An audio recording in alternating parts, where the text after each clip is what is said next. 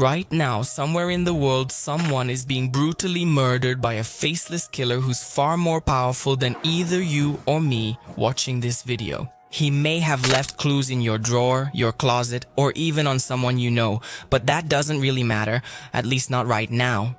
The entire world is the crime scene, and yet we ignore its existence, barely giving it any thought. In this video, I'll tell you how Pfizer left a trail of bodies on its way to success. Or better said, on its way to the shelves of the pharmacy closest to you.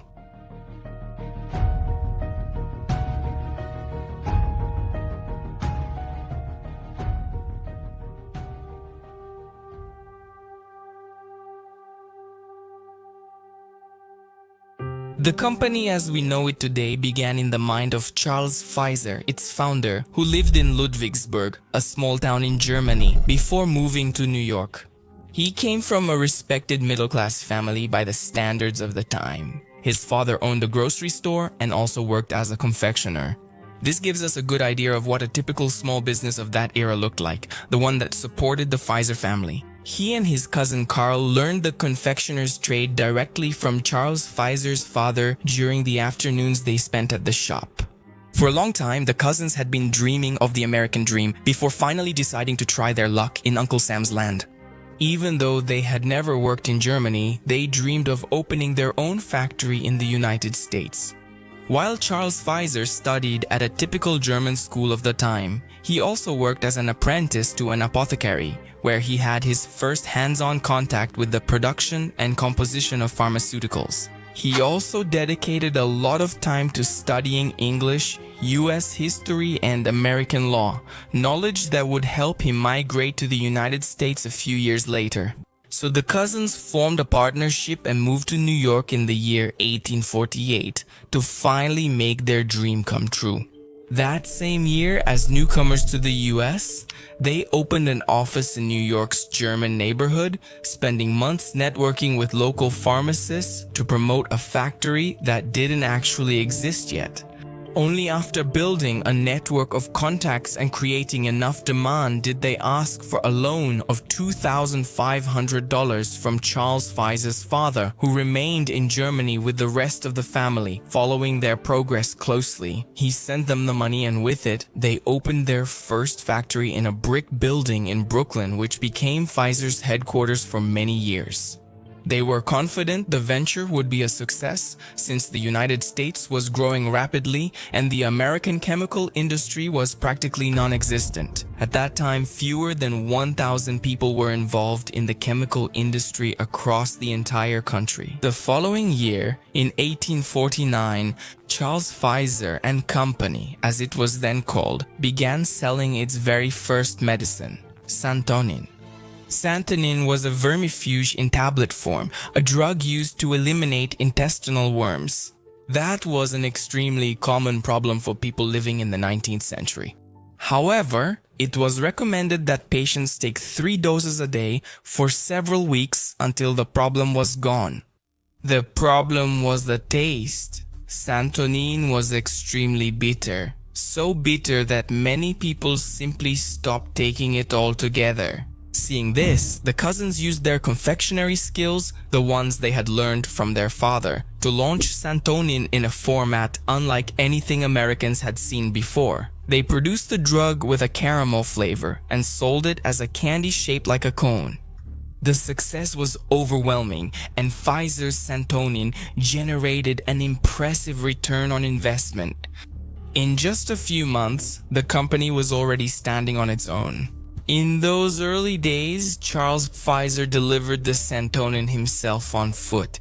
Later on, once the business started turning a profit, he began making deliveries on horseback. But despite Pfizer's success with this drug, Charles Pfizer was very forward-thinking. He chose not to focus on marketing medicines in their traditional forms like capsules, tablets, or even candy. He realized there was a much bigger opportunity in producing chemical components rather than finished products. That's when Pfizer stopped following the classic pharmacy model and began manufacturing only pure chemical components used in the production of medicines, and in many other industries as well. They started producing iodine and its derivatives such as iodoform and potassium iodide, which were used in various medicines and as disinfectants for treating wounds like cuts and lacerations. By the year 1860, Pfizer's product catalog already included borax, boric acid, and camphor. These and other chemical components were widely used by the medical and pharmaceutical industries at the time and were also utilized by the food and photographic industries. Borax, for example, was used as both a disinfectant and a food preservative. Potassium iodide, in turn, played a key role in processing images captured by 19th century cameras. In that same year of 1860, demand for Pfizer's chemical components skyrocketed and was officially recorded. Revenue reached $700,000, the equivalent of roughly $21 million today. This success turned the two German immigrant cousins into multimillionaires in just a few years. A year later, in 1861, the American Civil War broke out, creating an astronomical demand for pharmaceutical goods. This would push Pfizer into riding its second major wave of profits. The armies suffered devastating mortality rates due to war injuries and diseases spreading among the troops. This skyrocketed the demand for antiseptics, disinfectants, and a long list of medications, most of which were supplied almost exclusively by Pfizer. On top of that, the government of the time had imposed extremely high import taxes on hospital goods. The tax reached an astonishing 47% of the price of each product. This discouraged foreign competition and left the domestic market practically wide open for Pfizer and the few other pharmaceutical companies of the time.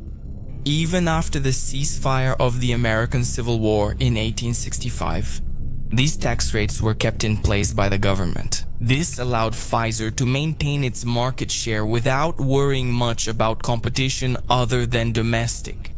Besides dominating and feeling secure at home, Pfizer saw a chance to break the European monopoly on tartar. Tartar is the byproduct, basically the residue that settles at the bottom of barrels used to ferment wine. Wineries at the time considered it worthless, but Pfizer saw it as a valuable raw material for a wide range of chemicals it wanted to produce. Just to name a few, there were tartaric acid, cream of tartar, and Rochelle salt.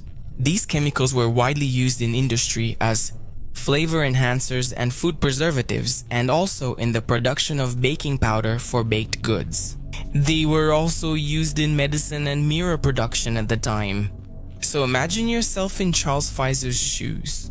The United States blocks foreign competition and increases demand for your products because of a civil war. On top of that, your factory produces everything other industries of the time need. And as a bonus, you manage to disrupt the European market by importing almost all the raw materials from tartar. Pfizer was in the right place at the right time, and countless opportunities simply fell into its lap. It was practically untouchable. That's why Pfizer has been a market leader since the day it was founded. Later, in 1880, Pfizer started producing citric acid. Many of you probably know it well, since it's widely used in the food industry, especially in the booming soft drink market of that era. In fact, one of Pfizer's clients back then was none other than Coca-Cola. As a side note, there's a video on this channel about Coca-Cola's failure in India. Watch this video until the end. When you get there, the thumbnail will pop up on the end screen so you can click and watch it. But back to the story. Producing citric acid at that time was still complicated because it was obtained by isolating it from fruits like lemons and limes. Pfizer imported these fruits from Europe, specifically Italy and Sicily, along with tartar.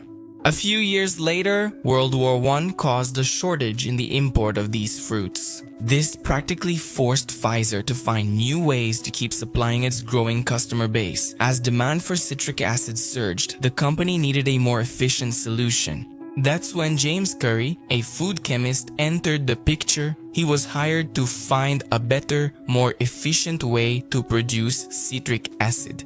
He knew it was possible to produce citric acid without relying on lemons or limes, which would make the traditional fruit-based method obsolete. James discovered that by exposing the fungus Aspergillus niger to sugar, it would ferment and turn into the highly sought-after citric acid. You probably have an onion in your kitchen, and there's a good chance it has some black spots. Those spots are most likely Aspergillus niger. At first, producing citric acid this way wasn't easy. Fermentation was done on flat surfaces, literally metal trays. But it was a very unstable process because many variables were nearly impossible to control. For example, the quality of the fungus spores, the purity of the cultures, contamination from the air or the medium, humidity, temperature, and so on. All these factors made the process extremely frustrating for Pfizer's chemists. Even so, the method kept improving, and in 1919, Pfizer launched the SUCIAC program, a research and development project aimed at producing citric acid. It turned out to be a huge success. By the 1920s, the price of 1 kilo of citric acid dropped from $2.55 to just 40 cents. And you can probably imagine how Coca-Cola and other companies reacted when they heard that news. Thanks to the SUCIAC research program, Pfizer eventually began using tanks to carry out fermentation for this and other product, like gluconic acid, ascorbic acid, the famous vitamin C, and several other compounds in high demand. In the 1940s, these advances in tank fermentation technology proved to be crucial during World War II. That was when the United States government challenged the American pharmaceutical industry to mass-produce penicillin to support the troops. Although penicillin had been discovered roughly a decade earlier, in 1928, by Dr. Alexander Fleming in England, it was little more than a laboratory curiosity at the time. There was no method to mass produce or commercialize it, and England, weakened by the war, couldn't manufacture it in the 1940s either. So this task was assigned by Winston Churchill to the Allied nations. And in the end, the United States accepted the mission, responding to Churchill's appeal. Each company at the time developed its own method to try to produce penicillin on a large scale. And Pfizer in turn chose fermentation. This was the very method the company had been studying and perfecting for at least 20 years. Building on the SUCIAC program for citric acid, the penicillin research team led by Jasper Kane initially used metal trays, the same kind used during the early citric acid experiments. However, this method wasn't efficient for large-scale production and suffered from the same lack of consistency as before. Contamination also became a frequent problem during penicillin production. So Jasper suggested a different approach, one Pfizer already knew well, fermenting in tanks, just as they had tested and perfected in citric acid production. This represented a huge risk for Pfizer in the context of World War II. Raw materials were scarce, which meant the company couldn't simply buy new tanks since they were made of metals reserved for the war industry. On top of that, so little was known about penicillin at the time that the media and laboratories called it the miracle drug. Industrial monument to the miracle drug. Mass production penicillin plant at Terre Haute, Indiana. One of many where this life-saving medicine is now being produced. Abandoning citric acid production, the very product that kept Pfizer profitable. To begin producing a barely studied drug with a complicated and risky manufacturing process was a real shot in the dark. That's why, when Jasper proposed this to John Smith, the manager of Pfizer's plant, he got one of the most iconic responses in pharmaceutical history. In the context of World War II, the fungus is temperamental, just like an opera singer. The harvest is poor, isolation is difficult, and extraction is even worse. Purification is a disaster, and after all that, the final result is unsatisfactory. If a 7,500-liter tank gets contaminated, can you imagine the cost of that loss? Besides, John knew the final product was unstable and its preservation could easily fail. They weren't even sure the drug would reach the battlefields in good condition. Crossing the Brooklyn Bridge with samples on trays was already considered a huge risk by employees at the time. The bridge shook a lot, and that alone could ruin all their work. Not to mention the risk of the company burning through millions of dollars. If a competitor came up with a more efficient and cheaper way to produce penicillin or even an entirely different solution. Eventually, Pfizer decided to take the risk. And in 1943, they bought an ice factory in Brooklyn that had equipment capable of maintaining the required refrigeration for the process. Responsibility for this factory was given to John McKean, a chemical engineer at Pfizer. Knowing the restrictions imposed by the war effort, he managed to recycle boilers, elevators, and most of the industrial equipment needed to get Pfizer's penicillin factory up and running. It was inaugurated on March 1st, 1943, and it housed 14 tanks of 28,000 liters each. Some of the tanks actually came from the production of other Pfizer products, like the citric acid and the gluconic acid mentioned earlier. All of this was a massive gamble for Pfizer. At that point, it was all or nothing. Employees worked relentlessly to meet the demand. 7 days a week, 16-hour shifts were the norm. Many of them even slept in makeshift beds scattered around the factory. In the end, Pfizer managed to produce more penicillin than any of its competitors. By the end of 1943, more than 45 million doses had been produced. For comparison, in 1941, just 2 years earlier, laboratories worldwide had only managed to produce enough doses for 11 people.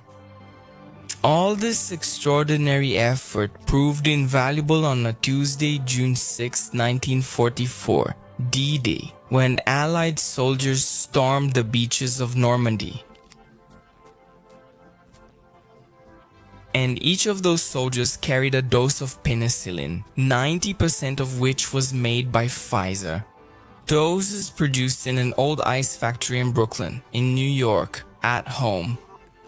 That penicillin not only saved more than 2 million Allied soldiers fighting the Axis powers, but also saved countless lives worldwide, both on and off the battlefield.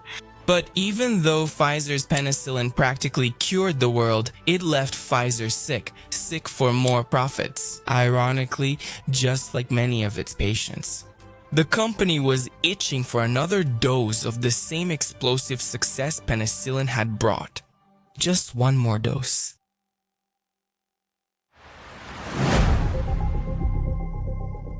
So far, nothing out of the ordinary. We've seen a company founded by 2 German immigrants grow over the years, riding multiple favorable winds along the way. Throughout this evolution, its story was inspiring, even serving as a great example of entrepreneurship for many. By the way, take a look at this book, where they kept the accounting records of raw materials imported from Europe.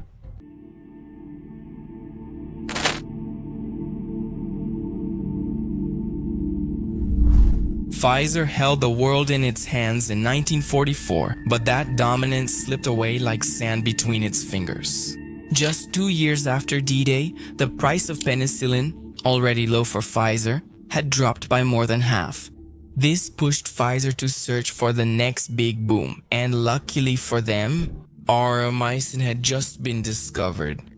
Aureomycin is an antibiotic that belongs to the then clandestine class of tetracyclines. Tetracyclines are a group of antibiotics used to treat a wide range of bacterial and fungal infections.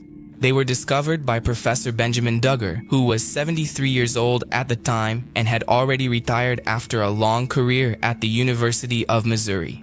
Since he was retired, Professor Duggar carried out his research essentially as a hobby. He was a man of science, passionate about both chemistry and botany. He had even served as president of the Botanical Society of America and was the author of numerous scientific publications throughout his career. At that point, he was leading a research team at American Cyanamide in a small field laboratory, literally on a farm where he collected soil samples from the garden that ultimately led to the discovery of the bacterium. And no, I won't risk pronouncing its name, it's right there on the screen. That bacterium belonged to the same family later used to produce tetracyclines. Knowing this, Pfizer set out to make its own discovery. Soil samples from forests, deserts, mountains, and even oceans were analyzed. And in the end, Pfizer chose a soil sample taken just outside one of its factories in Terre Haute, Indiana. In that soil, they found Streptomyces rhamnosus, which became the foundation for terramycin, Pfizer's new antibiotic. Terramycin has always been surrounded by controversy. It was the centerpiece of Pfizer's first mass marketing campaign. They spent twice as much promoting the drug as they did developing it. A drug that Pfizer quite literally created from a handful of soil taken from its own backyard. In 1955, Lloyd Conover, one of Pfizer's chemists, succeeded in producing tetracycline synthetically. He realized he could create multiple variations of the drug, all with essentially the same effects as the original terramycin. For years, Pfizer flooded the market with these antibiotics, launching marketing campaigns full of promises. But in reality, the drugs were nearly identical. In this context, Pfizer and American Cyanamide went to court to settle their disputes. The issue at stake was a patent dispute over the rights to aureomycin and the commercialization of other tetracyclines. But the legal battle didn't last long. Both companies quickly realized there was no point fighting over something that came from the ground. So instead, they joined forces to further commercialize antibiotics from the tetracycline class. By then, competitors were already crowding in and the market was becoming saturated. This led Pfizer at some point between 1950 and 1960 to hire private detectives to tap the phones of one of its strongest competitors entering the tetracycline market, Bristol Myers. Unfortunately for Pfizer, Bristol Myers' counterintelligence uncovered the scheme. But instead of taking the case to court, they simply offered to turn a blind eye if Pfizer allowed them to share the market without fierce competition. Pfizer accepted the deal, and gave them a seat around the monopoly's campfire. And so, 6 other major pharmaceutical companies of the time agreed that, in this case, cooperation was far better than confrontation.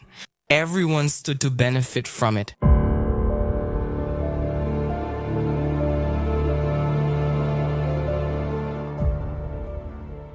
With the cartel formed, a monopoly over tetracyclines quickly emerged. But even that wasn't enough for them, since antibiotic prices were artificially controlled. They created a kind of puppet market, where everyone agreed to raise prices deliberately while pretending to compete. Eventually, the Federal Trade Commission intervened, accusing Pfizer of patent fraud and violating antitrust laws. And as a bonus, they placed all 6 companies in the same basket, breaking the tetracycline monopoly. It became the biggest case ever handled by the Federal Trade Commission in US history. For a brief moment, Americans felt some relief in their wallets as the monopoly had been bleeding them dry.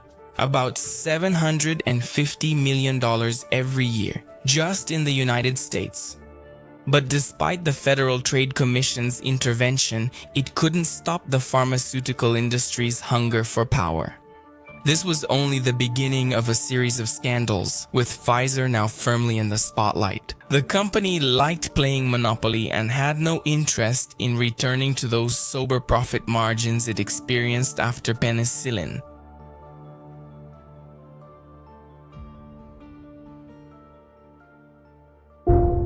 1996.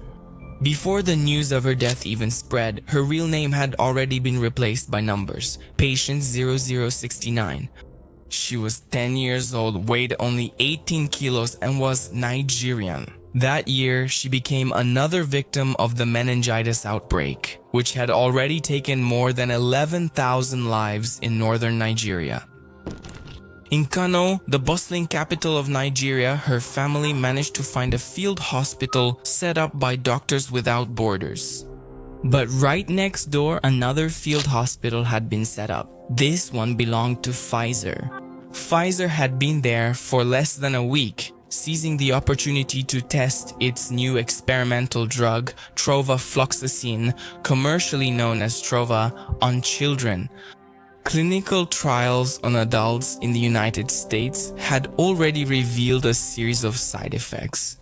But after that, they couldn't find any child volunteers.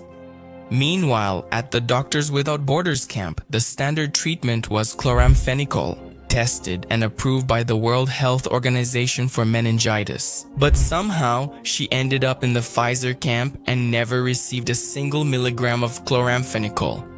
Instead, she was subjected to constant doses of trovafloxacin from Pfizer. A day later, the little girl's strength left her body. Leaked internal records indicate that one of her eyes became paralyzed. By that point, death was already hovering over the improvised bed where she was being used as a test subject by a multinational whose name her family could barely pronounce. 3 days later, patient 0069 was dead. Alongside her, 10 other children died, 11 deaths in total among the 200 children involved in the experiment. Several survivors later developed serious conditions such as complete liver failure, paralysis of the arms and legs, blindness, seizures, and other complications. But by then, Pfizer had already dismantled its camp and flown back to the United States on a chartered Douglas DC-9. Their stay in Nigeria didn't even last 3 weeks, but it was enough to leave a trail of damage.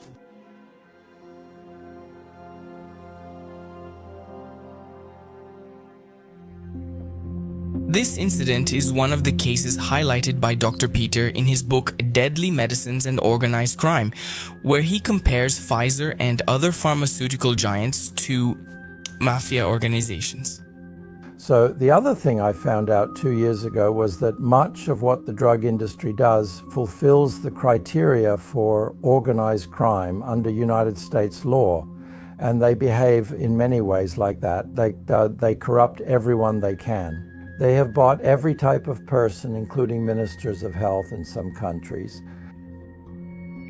Beyond the Nigeria episode, there are many other examples where pharmaceutical giants have been caught operating in the shadows of vulnerable countries, carrying out illegal or borderline illegal human experiments, often targeting minorities and people in extreme social vulnerability. Their selection criteria are systematic, focusing on places and people far from the world's watchful eyes. And beyond this specific case, Dr. Peter exposes how the pharmaceutical industry has corrupted healthcare systems globally. In my country, for example, Denmark, we are regarded as having very little corruption. But even here, thousands of doctors are on the industry payroll, despite there being only 20,000 doctors in total. This is a very effective kind of corruption. The drug industry buys the professors first, then the heads of departments, then other senior physicians. They don't bother with junior doctors.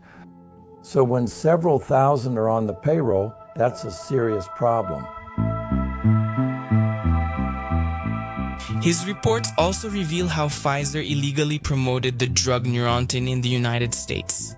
In 2004, the company agreed to pay $430 million to settle charges of fraudulent marketing practices.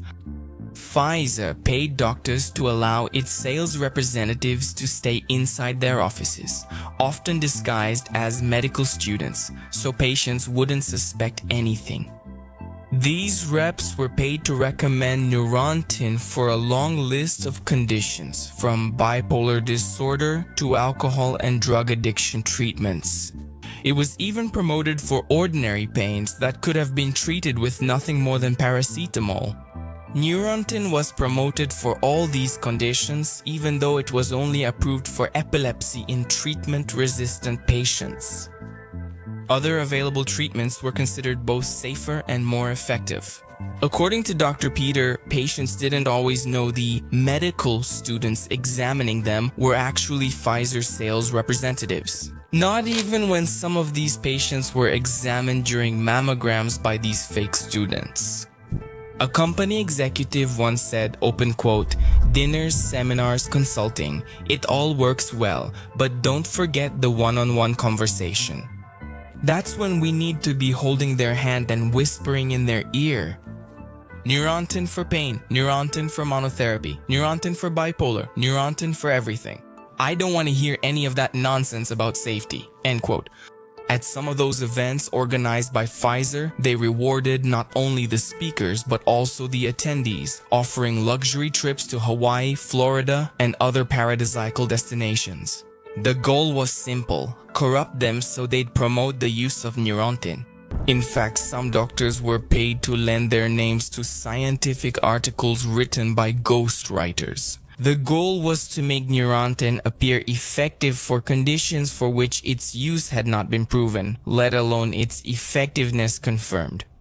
Pfizer, in effect, built a theater around Neurontin. They took advantage of falsified medical education, forming an army of liars where every participant at every level was corrupted. And once again, the ones who paid the price were the patients exposed to risks and harm without any guaranteed benefit. Many died from heart attacks and strokes. Others experienced blindness or permanent neurological damage. For these reasons, and many others involving Neurontin, Pfizer, in addition to the fine, was forced to sign an agreement with the United States Department of Justice. It was essentially probation. All of its activities were placed under the supervision of the United States government.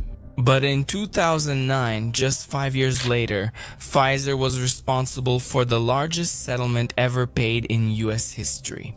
Because it was caught once again doing exactly what it had promised to stop in its agreement with the United States Department of Justice.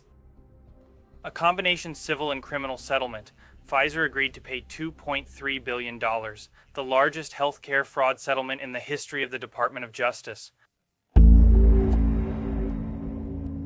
One of its subsidiaries admitted guilt and confessed to mislabeling with the intent to defraud and deceive patients. These were labels for 4 different drugs that Pfizer had illegally promoted. $2.3 billion was the amount Pfizer agreed to pay to resolve allegations that it offered kickbacks and hospitality to healthcare professionals, all with the goal of encouraging them to prescribe these 4 drugs. In all of these cases, Pfizer practiced off-label use, basically recommending a drug for a condition it doesn't actually treat. But apparently, Pfizer doesn't really care about that. And it doesn't mean the company has to keep its most controversial drugs hidden either. Pfizer learned it could make huge profits by supplying psychiatric drugs. In fact, psychiatry is one of the medical specialties that receives the most funding from pharmaceutical giants. According to David Halley, a respected psychiatrist at Bangor University in the United Kingdom, there's likely no other field of medicine where published research and raw data are so far apart. And it's in this gray zone of doubts and uncertainties that people, whether or not they actually have mental disorders, are flooded with drugs claiming efficacy and safety. Highly questionable claims, making psychiatry a paradise for the pharmaceutical industry. This happens because the definitions of mental disorders are vague and easy to manipulate, leading to true absurdities. Isn't there also a movement from the pharmaceutical industry To encourage, keeping people dependent on the medication? let me explain how the pharmaceutical industry works to boost its sales. They put pressure on health agencies, especially when it comes to diagnostic criteria. Loosening and expanding these criteria labels more people as sick who wouldn't be otherwise. For example, remember when I mentioned generalized anxiety disorder? The diagnostic time frame is 6 months, But what if that criterion is reduced to 2 months? More people qualify, more people get diagnosed, and ultimately more people get medicated.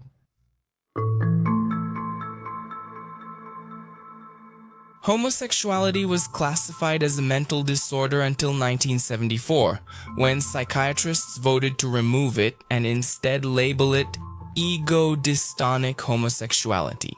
For those who felt uncomfortable with society's condemnation of their sexual orientation.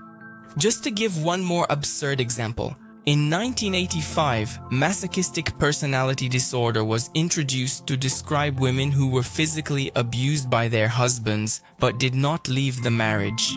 Some psychiatrists at the time argued the equivalent diagnosis should be macho personality disorder for violent men. Eventually, they agreed on paranoid domineering personality disorder as a better fit. And guess what? For all these so-called disorders, there were medications waiting to be prescribed. More recently, the explosion of attention deficit hyperactivity disorder diagnoses, new in Brazil but already well known in the United States, where a quarter of children are prescribed ADHD medication. Since the 90s,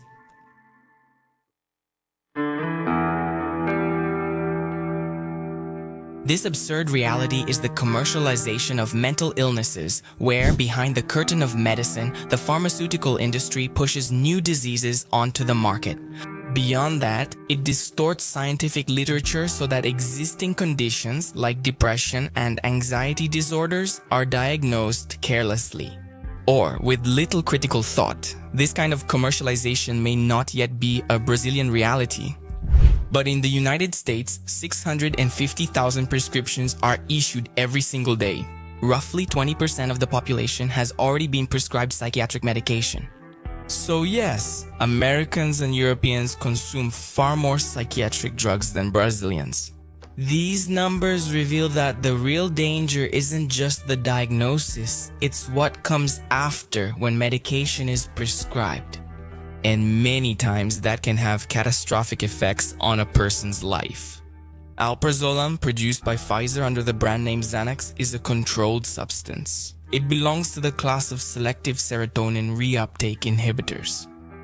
SSRIs are used to treat depression and anxiety disorders. Their key function is to inhibit serotonin reuptake in neurons. This allows larger amounts of the happiness hormone to stay active in the brain. According to Peter, the number of young people medicated with SSRIs, supposedly for psychiatric disorders, has resulted in widespread chemical dependence, and many of these medications come with heavy side effects. Xanax is considered by many to be more addictive than crack cocaine and harder to recover from than alcohol dependence. While SSRIs can bring short-term benefits for the conditions they target, the real disaster often comes later, as many of these medications are highly addictive. This is reflected in the more than 300% increase in the number of 18-year-olds entering Social Security programs. Because the dependency caused by these medications can be so debilitating. First, Peter discusses the common comparison with insulin. If these drugs truly corrected imbalances, then fewer people should need unemployment benefits after taking them.